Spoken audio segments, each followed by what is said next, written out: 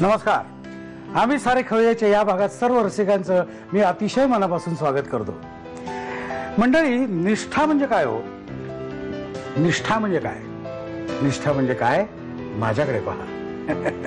है की नाही? मी कसं निष्ठावान आहे, खाण्याची निष्ठावान आहे.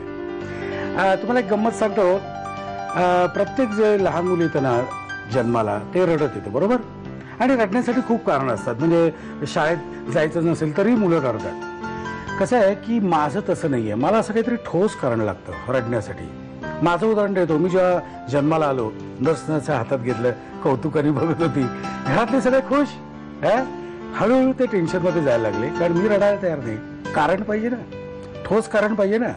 मग मी हळूच असं मिचमिच्या डोळ्याने असं उजवी डाईकडे बघितलं, तर उजवीकडे मावशी बसली होती माझी. आणि मावशी माझ्या आईसाठी डिंकाचे लाडू आणले होते, अळीवाचे लाडू आणले होते, ते खात होती. मी आपलं चुकचुक करून बघितलं, करून बघितलं, काय बघायला तयार नाही. म्हटलं ते हे चालणार नाही, ये नाही चलनेवाला. मग मी जरा मोठ्यांची मदत घेतली आणि मोठ्याने रडायला लागलो. मग घरच्यांना आनंद झाला. थोडक्यात काय, coming back to the point, जन्माला आल्यापासून खाणं हा माझा जन्मसिद्ध हक्क आहे आणि त्याच्याशी मी निष्ठा बाळगून आहे. आणि माझ्या या निष्ठेमुळे आणि या खाण्यावरच्या प्रेमामुळे आज मायलेकी इथे आलेले आहेत. आपण त्यांची ओळख करून घेऊया. तुमचं मनापासून स्वागत. तुझं नाव? श्रद्धा दत्ता. श्रद्धा दत्ता. आणि तुमचं? ममता दत्ता. ममता दत्ता. ममता दत्ता म्हणजे मूळचं गाव कुठलं तुमचं? कलकत्ता. कलकत्ता. मग इथे मुंबईत किती साली आलात? 70 साली. 70? 1970. अरे बापरे, आता 2010 म्हणजे 40 वर्ष झाली तुम्ही राहते. आणि तुझा जन्म? गिरगाव. गिरगाव. हो. गिरगाव कुठे? लहानापासून गिरगाव म्हणजे झावावडी. बर. अरे वा. आणि लहानापासून मी तिथेच मोठी झाले, त्यामुळे आमचं मराठी खूप छान आहे. शाळा कुठली तुझी? सेंट आणि गर्ल्स हायस्कूल. बर. आणि आता कुठे राहता तुम्ही? आता सध्या आम्ही कांदिवली लोखंडवाला मध्ये राहतो. बर. तिथे साधारण 5 वर्ष झाली आम्ही तिथे शिफ्ट झालो आहोत. आणि बेस आमचं गिरगाव आहे, त्यामुळे सगळ्या तिकडच्या पद्धती, तिकडचे खाण्याची पद्धत, सगळं टाइप्स ऑफ आयटम सगळं काही आम्हाला माहिती आहे. त्यामुळे घरी कोण कोण आहे? घरी माझे बाबा वारले 5 वर्ष झालेत. सध्या माझी आई, मी आणि माझा लहान भाऊ आहे. आम्ही 3 बहिणी. मी सर्वात लहान. 2 मोठ्या बहिणी वेल सेटल मुंबईमध्ये, लग्न वगैरे झालंय. मी सर्वात छोटी आणि माझ्यानंतर भाऊ आहे. ओके. आणि मुंबईत कुठल्या निमित्ताने आला तुम्ही? मुंबईत कसं काय? त्यांच्या भावांचा सर्व्हिस होता इकडे, बिझनेस होता. बर बर. त्यामुळे बर बर बर. तुझं आता शिक्षण कुठपर्यंत झालं? मी BA केलंय from Wilson. BA from Wilson. आणि HR ह्युमन रिसोर्स मध्ये पण कोर्स केला आहे मी वेलिनकर मधनं. आणि सध्या एका IT फर्म मध्ये जॉब करते ऍज अ PMO. बर. PMO चा फुल फॉर्म? Project management office. कळलं, प्रोजेक्ट मॅनेजमेंट ऑफिस. बरं, आता आपण जरा घराकडे येऊया. म्हणजे तुझी आई उत्कृष्ट बंगाली पदार्थ बनवत असेलच, पण 40 वर्षापूर्वी तुम्ही झावावाडीत म्हणजे गिरगावात आलात, त्यामुळे महाराष्ट्रीयन पदार्थ सुद्धा तुम्हाला बनवता येत असतील.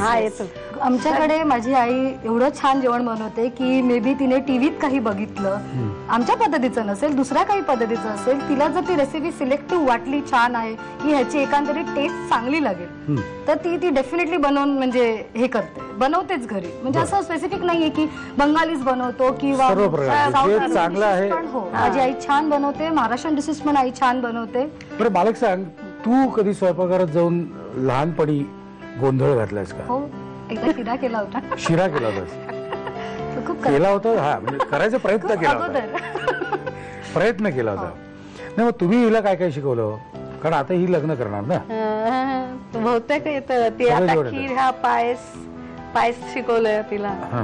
बिर्याणी फिर्याणी बहुतेक सगळं येतं. आमचे खवय्ये वाट बघतात तुम्ही आज काय बनवणार. आज काही बंगाली स्वीट्स वगैरे काय आहे का? आम्हाला काय बनवणार? मी पायस बनवणार आहे, खजुराच्या गुळाची खीर. ओके. हा टिपिकल बंगाली? हो, बेंगॉलचा आहे. आणि दुसरा पदार्थ स्वीट माझी आई बनवणार आहे. तोही टिपिकली बेंगॉली पदार्थ आहे. त्याला म्हणतात रॉश बोडा. रॉश बोडा. करेक्ट. बरं. आणि तू दुसरा पदार्थ काय बनवणार? एक बिर्याणी. एक बिर्याणी. आणि तुम्ही? आणि हिंग कचोरी. हिंग कचोरी. बरं, हिंग कचोरी काय वेगळंच दिसतं? बेसिकली आपल्या मुंबईमध्ये आपण जर जनरल स्टोअर मध्ये आपल्या म्हणजे साधारण आपण नाश्त्यासाठी ढोकळा किंवा समोसे हे सगळं. कलकत्त्याला जर तुम्ही गेलात तर हिंग कचोरी हा त्यातला एक पदार्थ आहे, म्हणजे नाश्त्याचा आयटम आहे. पॅरल टू समोसा म्हणजे सकाळचा नाश्ता. ओके. पहिलं कोण, तुम्ही का तुम्ही? या मातोश्री या. चला आता ममता मावशी आपल्या किचन मध्ये आलेले आहेत. आपली पहिली रेसिपी काय मला सांगता, नाव काय? रसवडा. रसवडा. ओके. साहित्य सांगता मला काय काय त्याचं? भिजवलेली उडदाची डाळ हा आणि खजुराचे गुळ आणि मीठ. बर.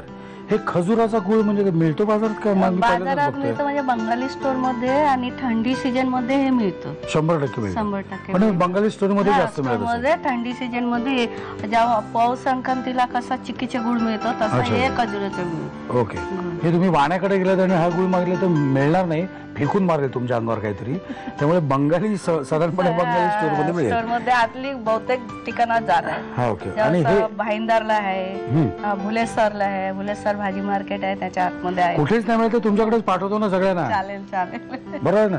आणि हे तुम्ही किती वेळ भिजवलंय? जवळजवळ 2-3 तास. 2-3 तास भिजवलंय. ओके. आणि हे काय केलंय एवढं? भिजवून ते पाटावर वाटलं, पाटावर वाटून मग फेटून घेतलं हाताने, अशी फेटून हलका झाला. मग पाणी लावून लावून ते थोडस एका साईडला ते डाळ वाटलेलं घ्यायचं, एका साईडला पाणी घ्यायचं, ते पाणीचा हात देऊ लावून अशी फेटून ते हलका करायचे. मला ते कळलं, पण मुळात पाटा वरवंटा का वापरला तुम्ही? पाटावर चांगला भिजला जातो.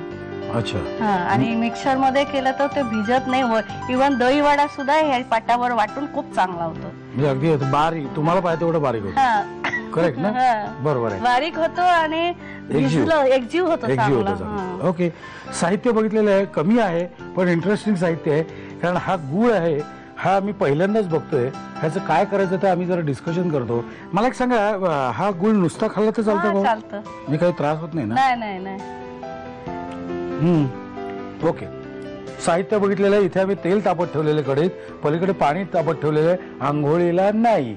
या गुळाचं काहीतरी करायचं. काय करायचं या गुळाचं? गुळ त्याच्यामध्ये टाकायचे, पाक करायचे, म्हणजे पातळ, जास्त गाढ नाही करायचे. आपल्याला गुळ घरी करता येतो का? नाही, घरी जरा कठीण आहे. पण ते सदागार पिक्चर मध्ये बघितलं, हे खजुराच्या झाडाच्या रशापासून हे बांधतायत. बर. हा. पण गावचा लोक करायचे असं, पण इथे तो तसा हे नाही आहे ना. पण असा म्हणजे वेळ खाऊ का? बरं. आता हे ह्याच्यात घेऊ का? हा, ह्याच्यात. हे पाट्यावर तुम्ही जे वाटून घेतलंय, अजूनही तुम्ही बाजारात गेलात ना तर पाटे वरवंटे मिळतात. पण मला खात्री आहे काही वर्षानंतर हे पाटे वरवंटे आहेत ना, हे आपल्याला चोर बाजारात बघायला मिळतील, आहे की नाही? कारण हळूहळू ती म्हणजे काय ते पाट्यावर वाटायचे. पण हळूहळू ती आता ती संस्कृती नष्ट होतीये. जसं आमचा वेग वाढतोय ना कामाचा. ते वाटीत थोडं पाणी पाहिजे, या वाटीत कसं फेटायचं ते दाखवते. भिजवलं डाळ बाटल्यानंतर असा पाणी हातात घ्यायचं आणि असा करे, बघा हलका झालाय, असा फेटायचं. मग एकदम हलका होतो. मग हलका झाला की नाही, मग असा बघायचे, हे पोर येतो असा. ओके. बर बर बर. मग समजायचं हे झालं. मग आता हे वडे तळायचे. बर. मोठा करू गॅस? हा चालेल. बरं. हा शिकला कुठे पदार्थ तुम्ही? हे आमच्या आई करायची. बर. आई पण छान जेवण करायचे. बर. खूप पदार्थ करायचे. हा पदार्थ साधारणपणे किती वेळा होतो महिन्यातून? 2-3 वेळा? ते थंडीमध्ये जास्त बांधते, कारण गुळ थंडीमध्येच आम्ही आता स्टोर करून ठेवल्या म्हणून. हे थंडीमध्ये गुळ मिळतं ना, तेव्हा ते याची लाडू, खोबऱ्या घालून लाडू बनवते, मोदक. बस. ओके. ब्राऊन करून घ्यायचं. ते आता बंद करू का? राहू दे. नाही, बंद करा. करू ना बंद. What is our next step? पुढे काय करायचं आता आपल्याला? आता ह्याच्यामध्ये हे जरा ब्राऊन व्हायला पाहिजे. ब्राऊन झालं की व्यवस्थित हे रस याच्यामध्ये टाकायचं. बर. ह्याच्यात डायरेक्ट टाकायचं का बाउल घेऊया? नाही, याच्यामध्ये डायरेक्ट टाकायचं. ओके. ह्याचा आपण दही वडे सुद्धा करू शकतो. दही वडा खूप छान होईल.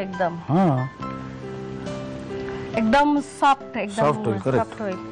मी माझा तोच विचार आहे. तुम्ही एक नुसते खाऊन बघा कसं झालंय. म्हणून मी आता लगेच प्लेट काढली. एक बाजूला काढा, त्यात टाकायच्या आधी. हे झाले का आता? हो, झालं. चला काढा.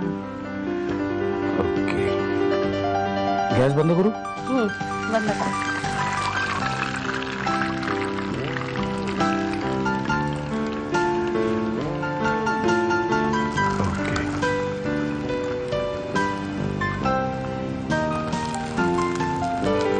एक मला ठेवायचे. 2 ठेवते. 2 ठेवतो. खुश आहे मावशी, माझी खुश आहे. ओके, आता इसका क्या करणे का, असं काय करायचं आता? हे भिजवायचे 1 तासभर अशी. हं. भिजलं की मग फ्रीज मध्ये टाकू. थंड थंड खाल्लं तरी चालेल. असं म्हणजे 1 तास झालं की मग ते भिजणार. हे सगळं काय खालीवर करायचं का असे? हा हा, जरासं ते भिजलं की आपाप जाईल खाली. हो ना. हा. चला तुम्ही सगळं आता थोडेसे खाली वाका आणि लिहून घ्या साहित्य आणि कृती. तोपर्यंत मी चिपून बघतो जरा साधा वडा जो आहे तो. रसवडा बनवण्यासाठी लागणारं साहित्य 2 ते 3 तास भिजवलेली उडीद डाळ, खजुराचा गूळ, मीठ आणि तेल. कृती: प्रथम भिजवलेली उडीद डाळ पाट्यावर वाटून फेटून घ्यावी आणि मिश्रण हलकं करून घ्यावं.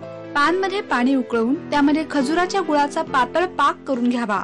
उडीद डाळीच्या वाटलेल्या मिश्रणाचे वडे तेलामध्ये खरपूस तळून घ्यावेत. एका बाउल मध्ये खजुराच्या गुळाचा पाक घेऊन त्यामध्ये तळलेले वडे तासभर ठेवून द्यावेत. रसवडे थंडगार सर्व्ह करावेत.